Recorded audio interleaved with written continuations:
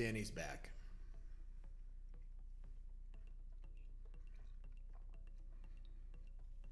Danny's back.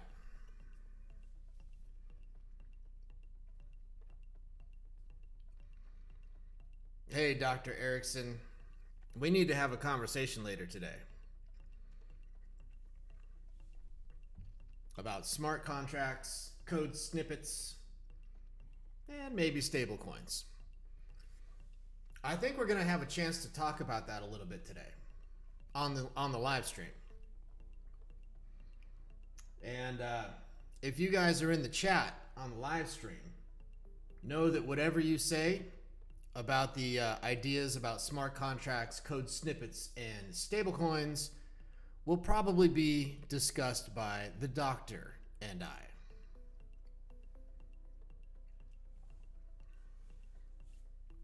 Danny's back.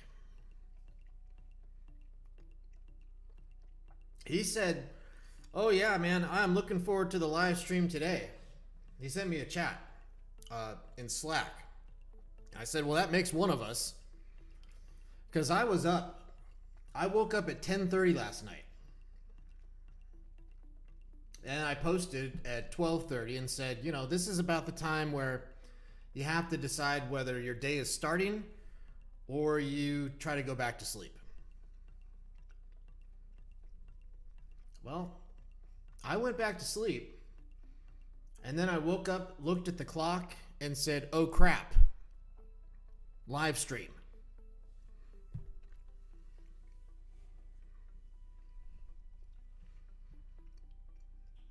And then I saw Danny make this post.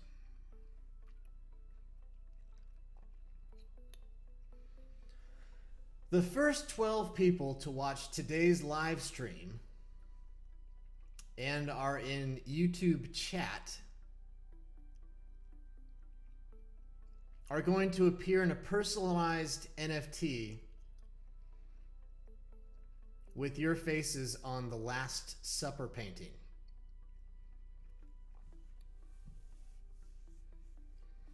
Now, the reason this happened is because when I said, oh crap, live stream, I told Danny that I said that. I told him. Transparency. That's what we're all about. And he said, yeah, man, you're a celebrity now. I said, okay, I'm a celebrity to 11 people. Because that's normally how many people are in the live stream. And he said, one more and you'll have 12 disciples. Are there 12? I don't know.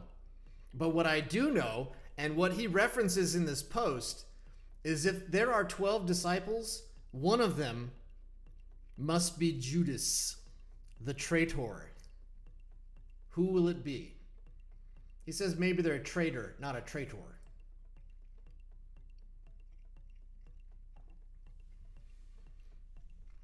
Now, I mentioned a couple days ago, and Danny knows this. When I first went to Miami during COVID, I was living in a spectacular apartment owned by the #1 selling Latin musician, Arjonas. And I was not supposed to take pictures of the artwork in that apartment and put them on the internet.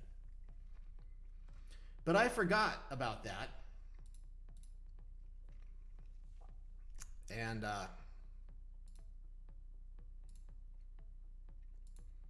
here's a picture from the apartment.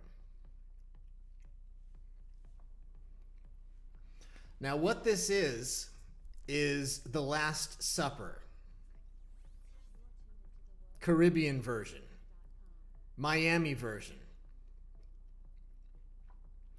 And this picture was done by a fan of Arjonas. And Arjonas is in the middle position as the Jesus. That's him with the dark shirt. He's the Jesus. And then you've got Fidel Castro on the left, Che Guevara, and the artist Botero on the right. And then some people in the background that I never figured out who they were. But the key thing, what makes this the Last Supper is the phantom hand. That's how you know.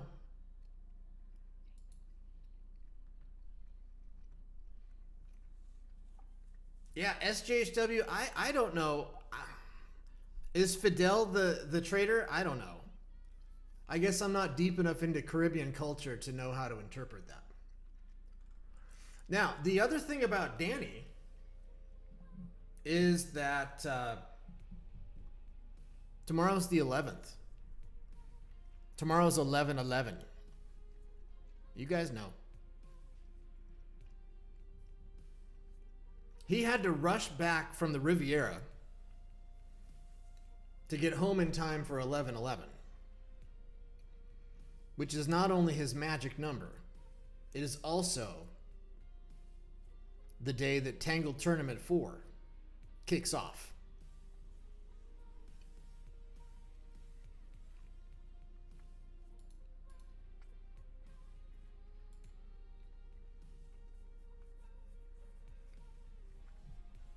With the show and tell activity. Now, I've typically done a show and tell video, and I suppose I'll do one again. I just have to think about what it's gonna be. I even thought about this a few days ago, because one of the little tricks I do in this house, I don't know why, but I only do it in this house. I like the smell of coffee. I like the smell of coffee.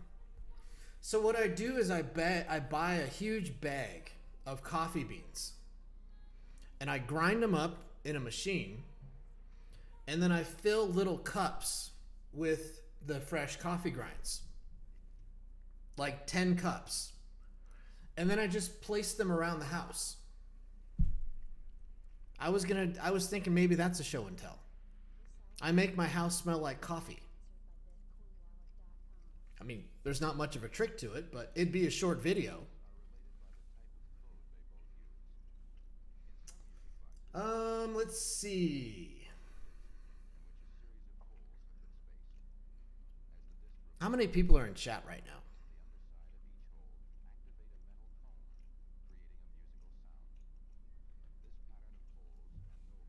I'm gonna go over to Hot without cueing the music, just because the live stream is so fresh. It's too early for special effects. And I wanted to go to Hot because there are a few things here that I thought I could comment on. Now, I don't know what's hot aside from probably 3 posts that I made. And you know, if you're gonna do a live stream and you have some idea of something you could say about something, makes you feel a little bit better the night before. So I will probably find those things. Here is a new activity by @Riazali. Danny says, can I adjust the size of the Tangled feed? It's cut off. And so it is.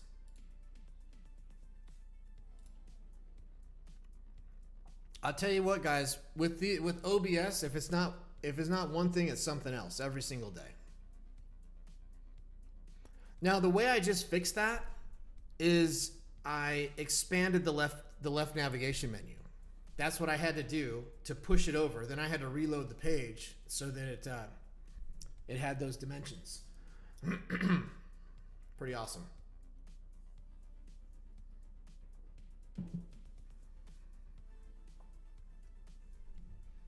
Zoom in on any of these 9 people, take a screenshot, tag their name, and write the number before it. This is hot. Let's see if these comments are hidden. They are hidden. Very good.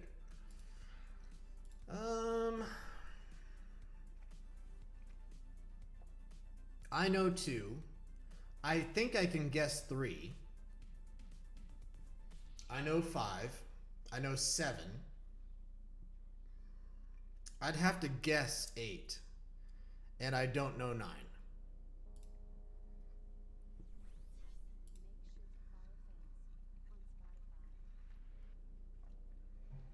Yeah, you know, Lil Hooligan, so I got the newest version of OBS. Not because I wanted it, because I updated something else and that triggered OBS to update too. And I think that maybe that's why the thumbs up from the YouTube stream come into OBS. And that's cool. But I saw that they are deprecating the window capture. And that's what I'm using right now. That's what I'm using to get the map, the stat feed, the Rapmilix trading, and Tangled.com. So looks like there's some work to be done on the live streamer side to catch up. Here is @Danny.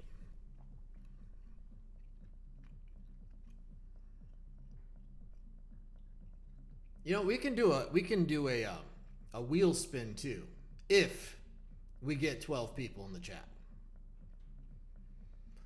Danny says there are many flag requests for the Tangled Marketplace. That is true.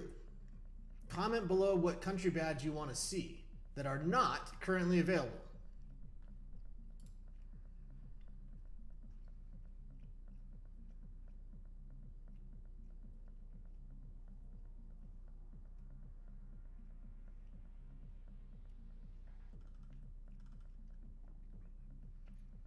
Mexico's available.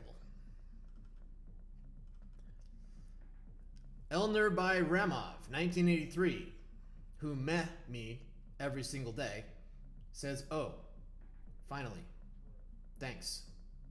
Me. Azerbaijan, please." Rajni said somebody had mentioned Zambia. Yeah, I remember that too. I didn't remember what the flag was.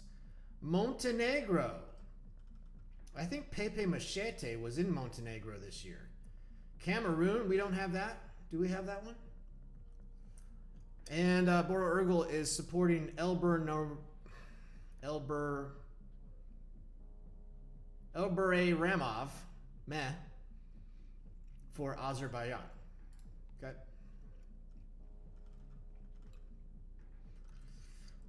All right, here is my post from 7 hours ago. I went to bed at 8 o'clock and I woke up at 10:30 because I was thinking about Milix stablecoin, launching a crypto exchange on Fiat Leak, and using AI to generate thumbnails. There's comments in here. I took a glance, but I didn't really take a good look. Let me see what's going on in here. Rajni says, go back to bed. Adrian says, go back to bed. Tantali says, make a post asking people to design thumbnails. Then you won't waste your time with small things. Here's the problem with that. Here's what I have in mind.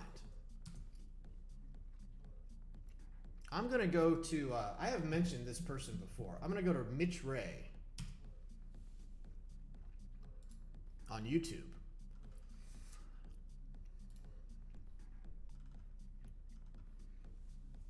He does a daily stream, and every single thumbnail he does is relevant and personalized for the topic of the stream.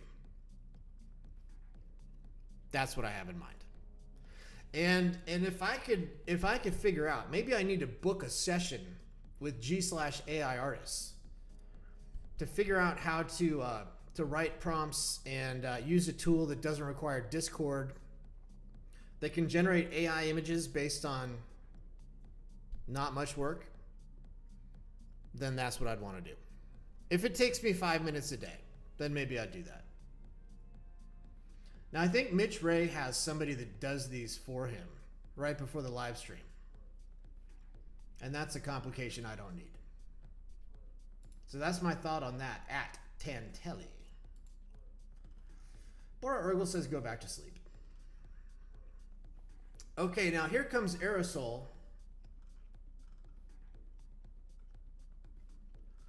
Let me see.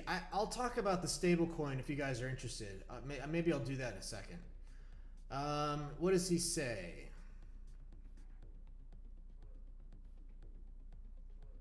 I think his first comment is, why would you want to do that?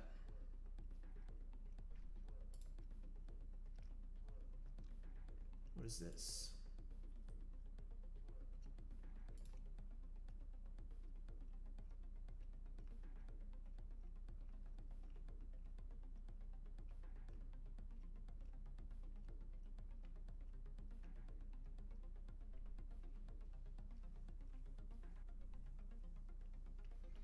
Oh, he looked at website stats for Fiat League. Let me see those. 500,000 visitors from August to October.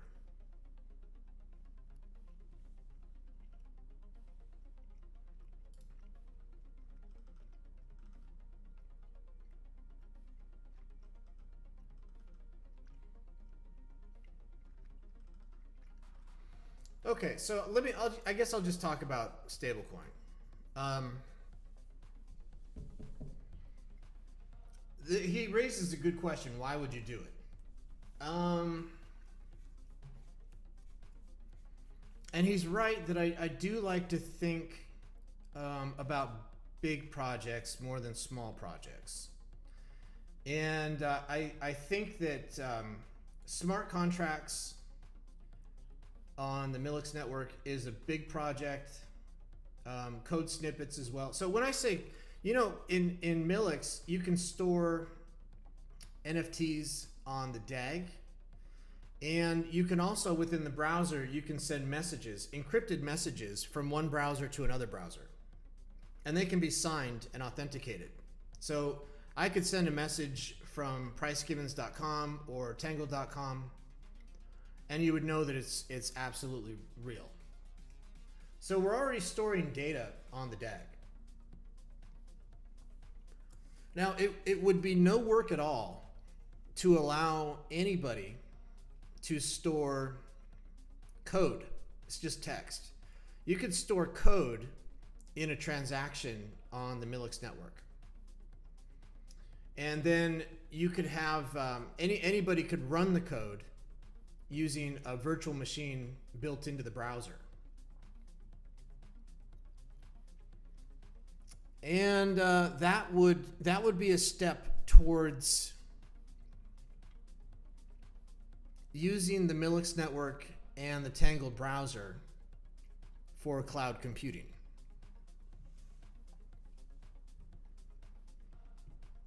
And if you're dealing with little snippets of code, then developers don't have to learn a proprietary programming language to use it, like they do with Ethereum, which has its own programming language. I think it's called Soliloquy.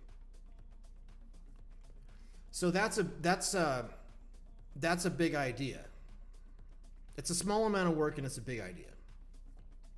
Now the risk in that is that you can't allow code that would infiltrate a machine or perform nefarious activities. That's the kind of the only consideration when talking about adding code to the DAG. And that's a big one. That one has to get figured out. And that might be why Ethereum chose to write their own programming language and restrict all the computing power to that language, because they can kind of build guardrails around what that language is capable of doing. Now, the difference between what I just described for cloud computing and smart contracts is that smart contracts have to have more integration with the network. They the smart contract has to live on an address where funds can be received, stored, and sent from. And that has its own vectors of attack. and fraud and risk and all that stuff. But it allows you to do a lot, as Ethereum has demonstrated. And one of the things that it allows you to do is run other tokens on the same network. And that allows you to run a stablecoin. So working on code snippets for cloud computing or smart contracts in general, those are big ideas, and a stablecoin would just be a use case for that.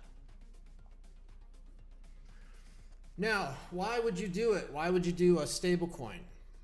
And I am not expert on this. I'm not expert on it because I've never built it, invented it, or really even used it. I mean, I use stablecoins, but I use it as a retailer, just a consumer. So the most obvious reason, so if you think of USDT and USDC as the two main ones, you have to look back and ask yourself why they did it. And in both of those cases, the institution or the organization that produced each of those stablecoins was running an exchange. Circle and I think Bitfinex. So they built it so that traders could maintain. It was a flight to safety on the other side of any trade, and that worked well. And then it turned out that you could send essentially $1 or $1 million to anybody without using a bank, and it would be $1 million when you sent it. It would be $1 million when they receive it, and it would be $1 million when they try to cash it out. And that cash out function is difficult. It helps if you're an exchange, because if you're an exchange, you've already established all the banking relationships to allow people to send money into the exchange and pull money out of the exchange.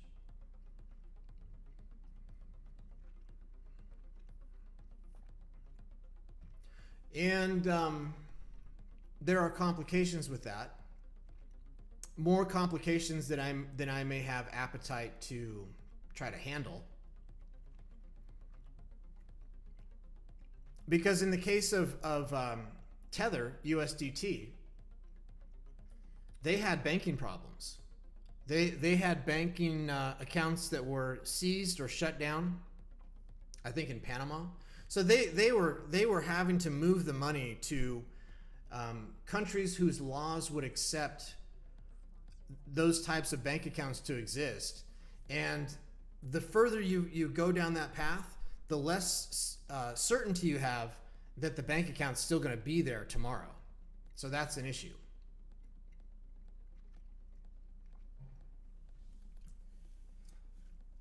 But I mentioned earlier this week that we're going to put a buy and sell button on Tangle.com in a marketplace format, which would then lead to an order book format, which would then lead to a trade engine format.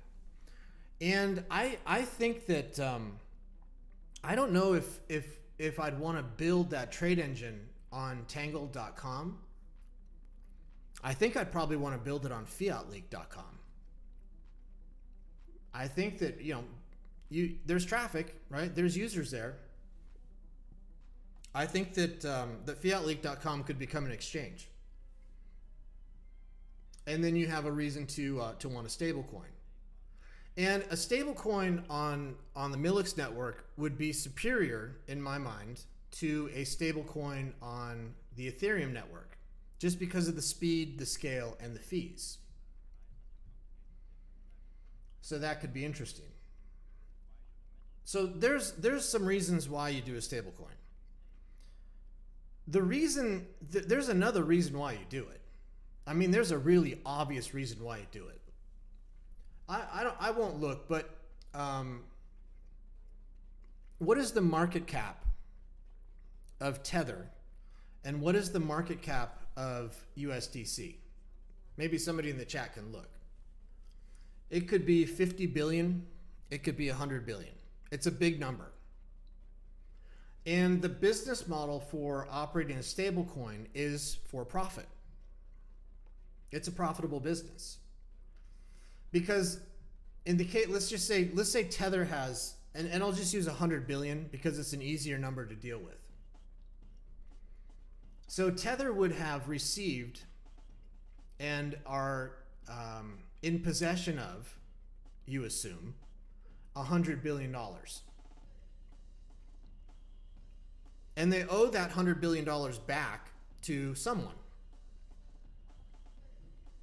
But in the meantime, they're collecting 3%, 5% interest on $100 billion.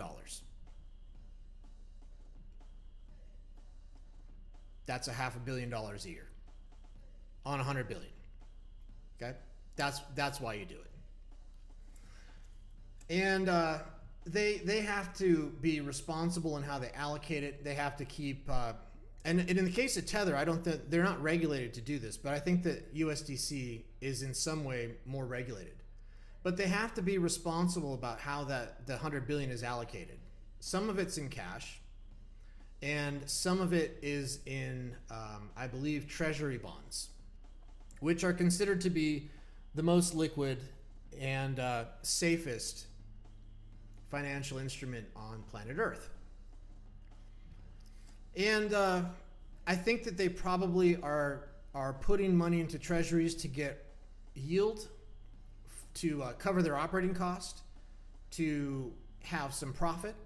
But I think they're also doing it, even if they don't say that they're doing it like this, they're doing it because they have to be able to have more money than what they owe back.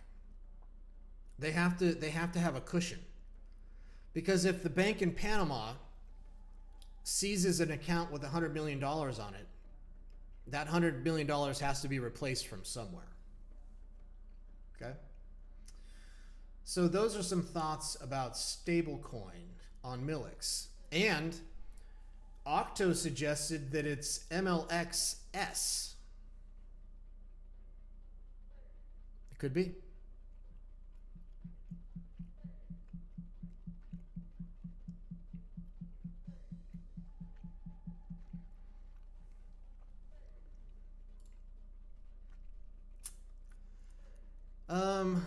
I have more thoughts on stablecoins and the mechanics of it, and how the issuance works and the burns work and the bank transfers work, but we can probably save that for another day. At Sandra is showing a picture from the beach in Miami, and I asked her if it's a beach day.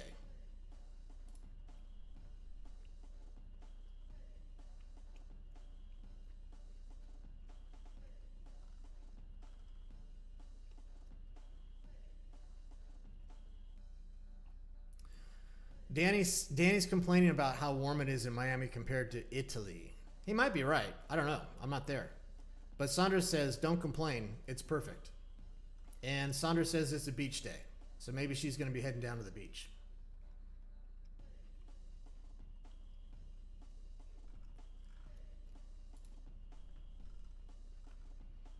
Rajni is sending a message to the Pack Cartel. Stay calm.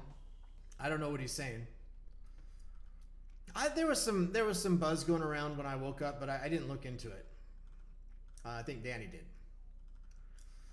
Here we go. More smart contracts, code snippets, and stable coins. Let me see if I missed anything in here. I was having a conversation with Octo. You know, one of the things I thought was how easy it is at the moment to get on the hot list. This is a really simple post, and I did not tag all my subscribers. The reason that it went hot is because I posted something that somebody wanted to talk about, and I jumped in there and I had the conversation. That's enough to go hot, and it did.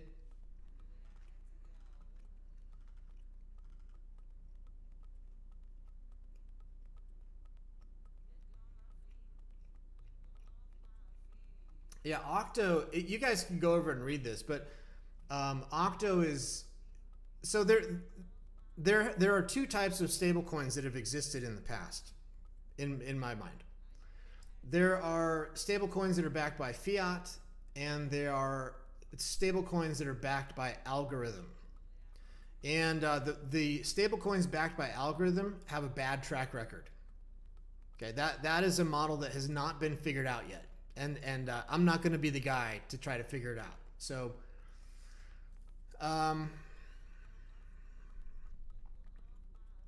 mean, it would be great if you could back it with Tether or USDC. Those two stablecoins have to remain stable for that to work,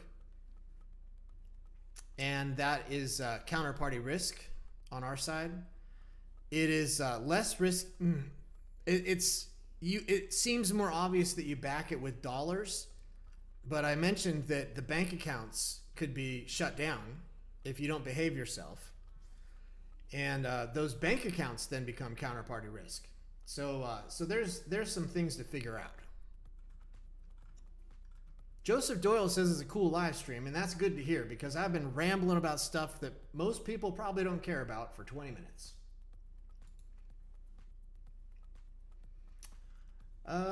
The best song in the world, Jack Black, Jablinski. That went hot. Okay, I saw Tantelli is in the chat. And he's not sure if he can comment, but we know that he's not sure if he can comment because he commented. So I don't know what the situation is. And here's another real simple post that went hot just because it sparked conversation, and we kept the conversation going. Now, I had posted this yesterday. I was on a John Mayer theme yesterday. In fact, I'm always kind of on a John Mayer theme. And I described this performance of his as a masterclass in effortless excellence. And Tantelli is working, among many other things, he's working on a theory of mastery. And he mentioned that, I'll try to summarize what he said. He said, unless there is an extraordinary genetic gift in play, then mastery is the result of preparation and practice, which is the case of John Mayer. And that what he's doing might look effortless, but it's not. Or at least it hasn't always been. And I jumped in there. Let me see if this conversation kept going. Yeah, so I have thoughts on the genetic part of that because I have experiences from my own life that kind of fit into that conversation. Now, in the case of music, I think that there is a muscle memory and a dexterity that just can't happen automatically. You have to put the work in to build the muscle memory and the dexterity to play the instrument flawlessly. And that comes from preparation and practice. Now, some people may be able to achieve that dexterity and muscle memory faster than others, no doubt. But the work is required. You have to have the gift of an ear. There's the golden ear. And I think that youth is the key principle in that genetic gift leading to effortless excellence. If you start when you're 2 years old, you're going to learn a lot faster. In fact, I don't think of it this way. Any one of us on this video could have the gift that would allow us to become a master musician. Any one of us could. We just haven't realized it yet. There are so many potential gifts available, but unless you expose yourself to the activity that allows that gift to shine, you don't know that you have it. And I don't believe that there are any 40-year-olds, 50-year-olds that all of a sudden discover that they have the gift, and 2 years later they burst onto the scene as a master. I don't think that happens. So I think that youth gets lumped into that genetic equation. Okay? That's what I think about that. And I've put thought into my own experience in genetic gifts after reading this. Like, how does this apply to other things? But talking through it requires talking about myself, and I can save that for another day. Blake had a pizza as recommended by Joe Rogan.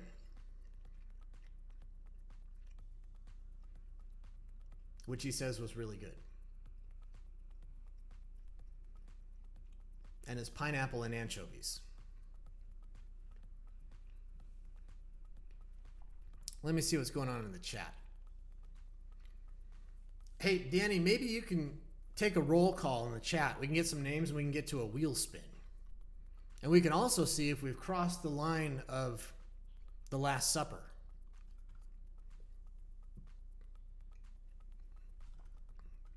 Now, Sever the Wicked, also known as MRLL55, is a master guitar player. So whatever he says about this is true. And he says anyone can play, it just takes practice. It's not magical. I think that's true. I think the variable is how much practice. I think it's going to be different for different people. Now, MRLL55, when did you first pick up the guitar? Let's see if that fits into my theory of Ute.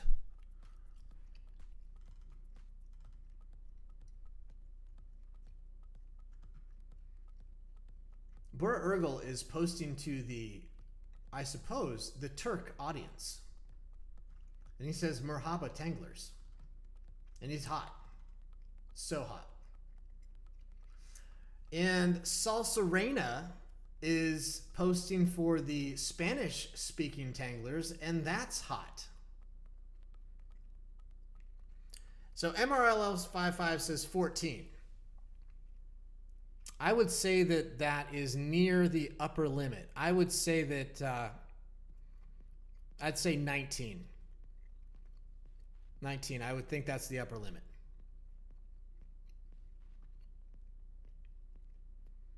Lil Hooligan, also a master guitarist, was 12.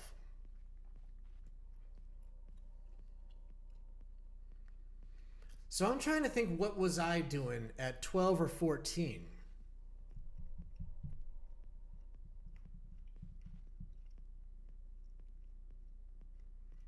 Well, at 14, I wasn't doing what I should have been doing, but I wanted to. At 14, I was obsessed with computers. I didn't have one. I didn't have access to one. I didn't know how to use one. But that was, I knew that was going to be something interesting for me to do. MRLL55 is pushing the Ute limit to 25.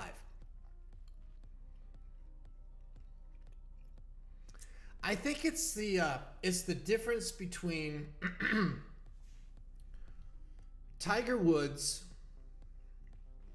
who I would consider the greatest golfer of all time, and the second greatest golfer of all time, whoever that would be. Tiger started it when he was 2 years old. And I don't know if you start something at 2 years old and you do it every day of your life from that point, I don't know how much genetic talent is required. I mean, you've basically retuned your genetics from 2 years old.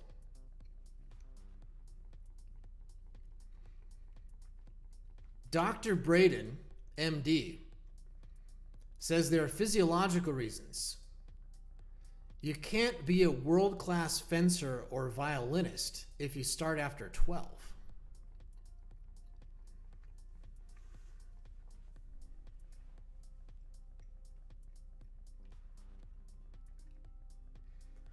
Now, I had no plan to mention this, but I've thought about this for a while. It's totally off topic, but it's related to Tiger Woods, somewhat.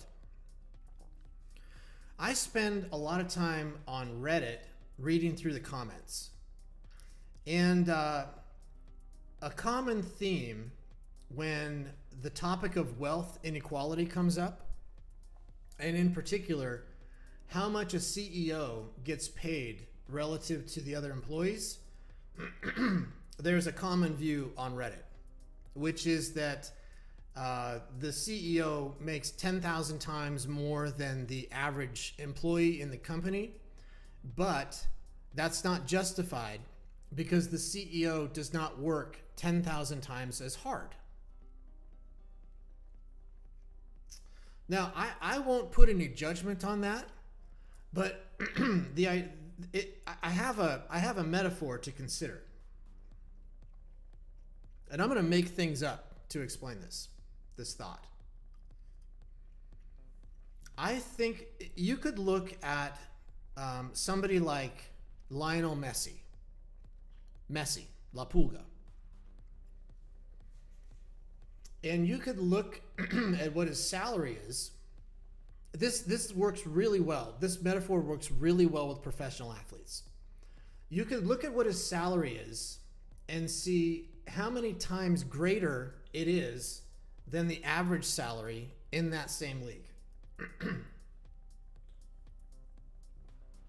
Let's just say it's 10 times. It might be more than that, but let's just say it's 10 times. Then what you do is you consider, I don't know what position he plays. He's a forward or a striker. I don't know what it is.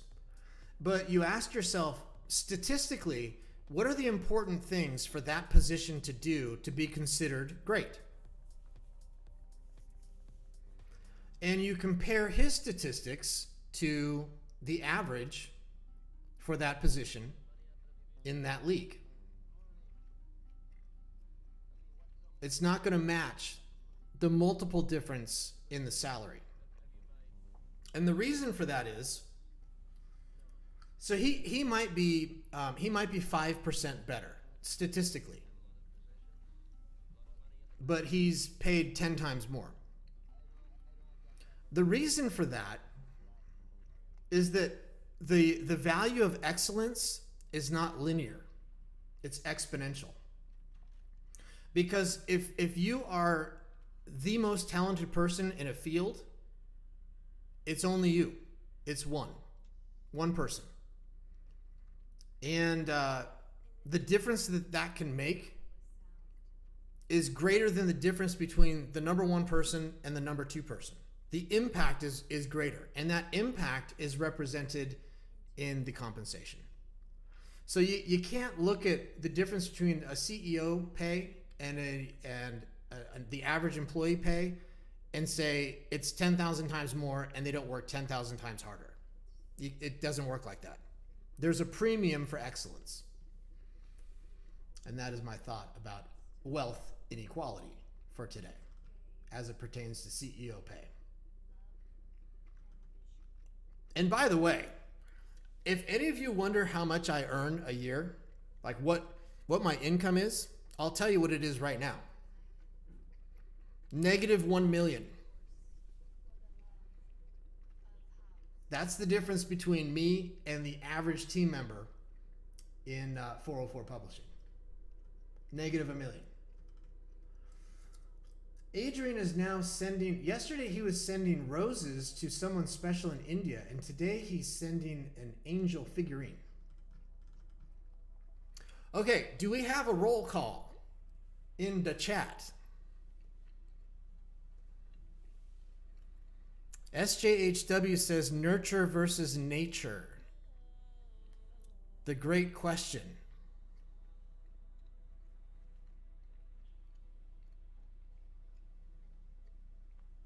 I mean, you have to think it's both. Lil Hooligan says, where did he say that? He said, there's no such thing as talent, there's just hard work. There's truth to that.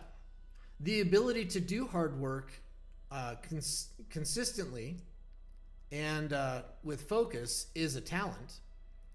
And going back to sports, size is a talent. I am not going to make it in the NBA basketball league. I'm not.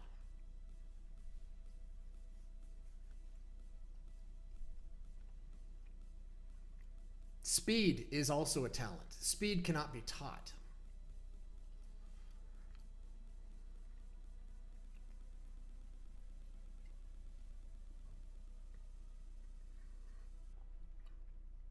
Oh, I'm certain we've hit 12 now. Danny, do I need to go back through the chat and pull out the names, or are you working on that?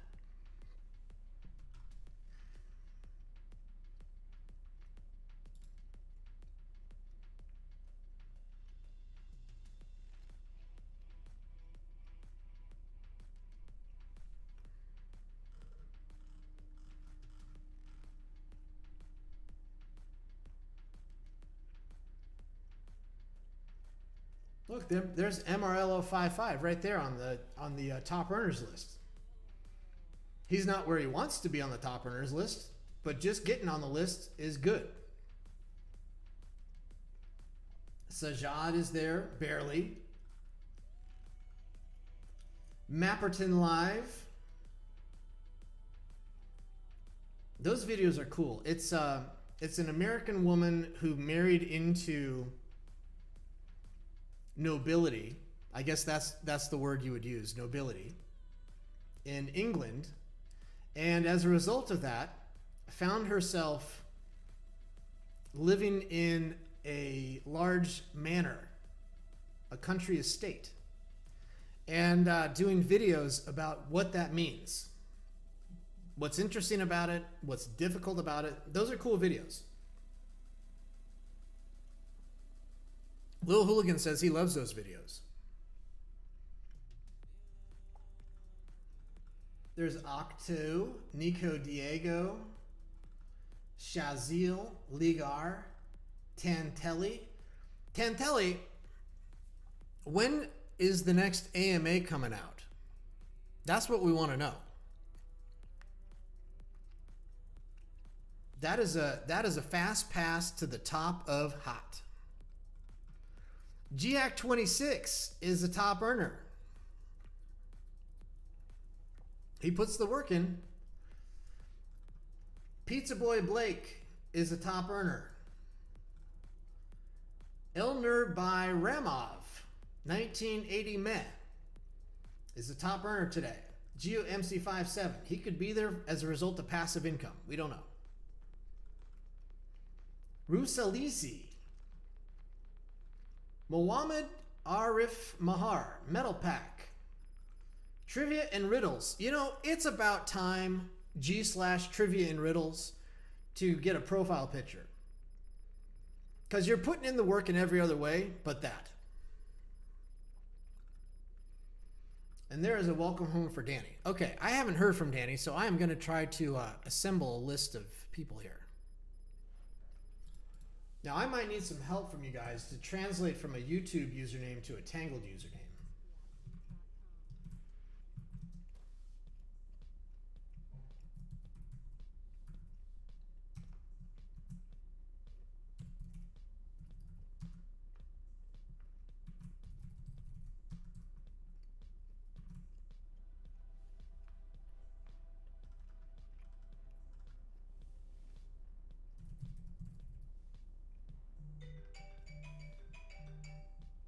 I just got a phone call from Danny.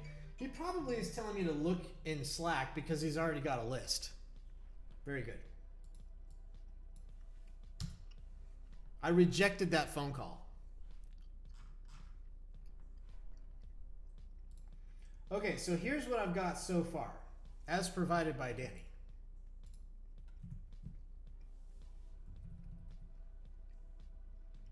Danny. MRLL55. King 555. Erickson. Rajni. SJHW. Lil Hooligan. Sajad Shah. Tantelli. Joseph Doyle. Nico Diego. Is Nico Diego in the chat? What is Nico Diego's YouTube handle? Rob Many. Welcome, Rob Many. Is this your first time in a live stream? That's a good Tangled user. At Emmanuel.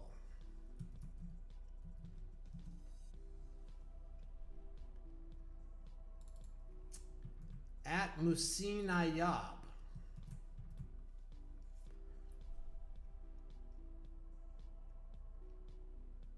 That's 14. Who'd I miss? I will start the wheel now. And if I missed you, say something.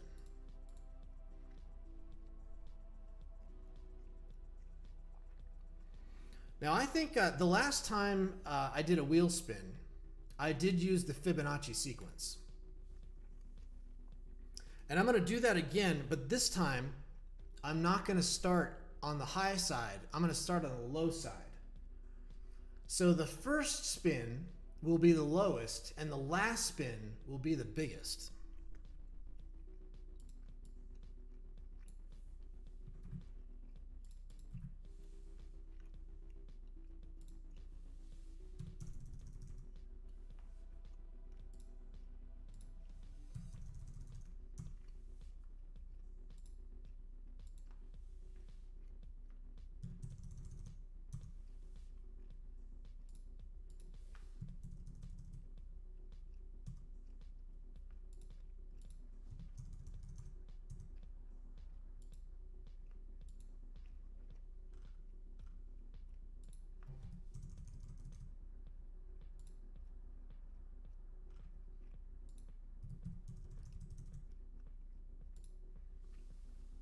Did we see Octo in the chat? He could be on a rally stage right now in a 4x4 Audi. Nerone. We got to add Nerone.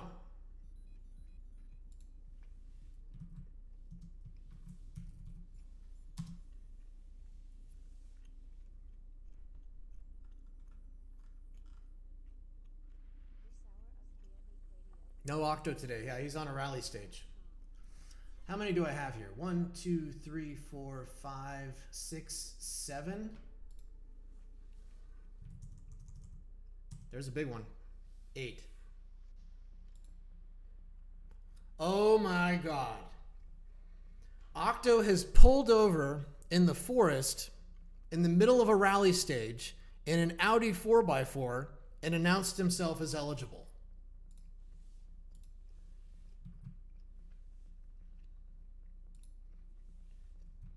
He says he's here.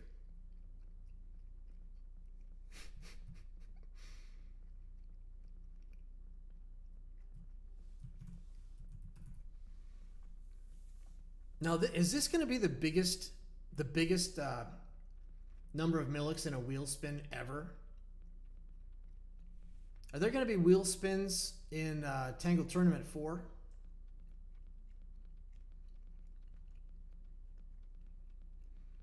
Correction. Octo's rally stage is following and is currently stuck in the middle of the Tower Bridge.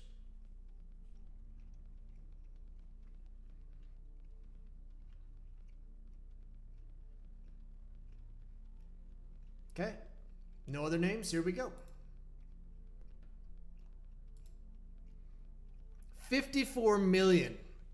I'm going to have to make another purchase on P2B for this one.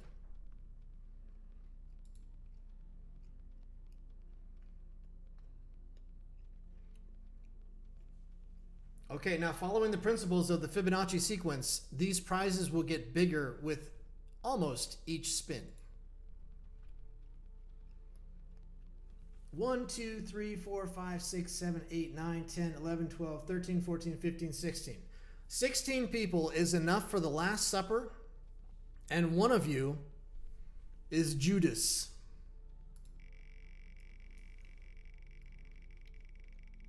You know, maybe more than one of you want to be Judas.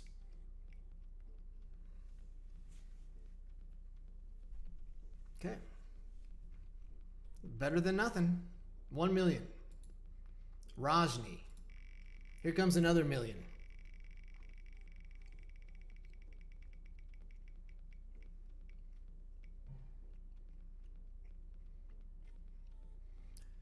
Direct from Cabo Verde. The doctor cashes in $1 million.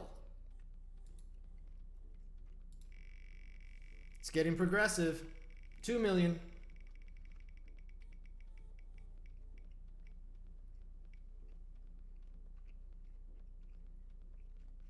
The Wicked One cashes in a deuce. Big win.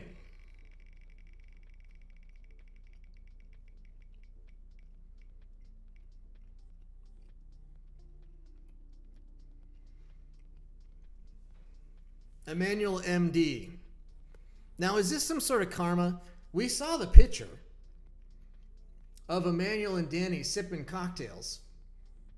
Is that karma? Did Emmanuel buy a fruity drink for Danny? If so, that's karma.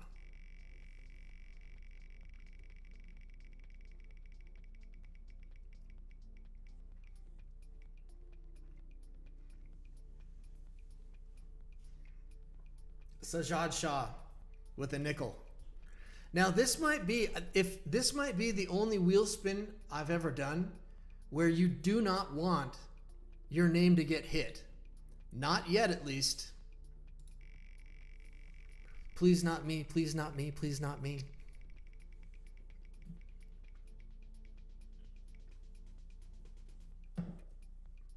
At SJHW with an 8-piece. Now we're moving into 8 figures. 13 million coming up.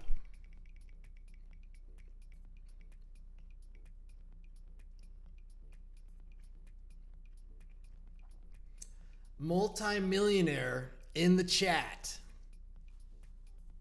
Mr. Joseph Doyle. Okay, Emmanuel says he laughed at Danny's fruity drink, and that's the karma that caused him to win. Big winner, Muhsin Ayab. Now, I expect that this will cause Muhsin Ayab to be watching the live stream and participating in the chat come Monday. He's got 21 million reasons to come back. All right, who missed out? Octo, Danny, King 555, Lil Hooligan, Tantelli, Nico Diego, Rob Many, who really deserves a win. I don't think I've ever seen Rob Many's name pop up on the Wheel O Fun. Nerone and Octo. All right. So I will happily take the weekend off from live streaming. And I will happily resume live streaming on the Monday. I will see you guys online. Thanks everybody in chat for helping to make this work. Be good online. And let's do something special. Later.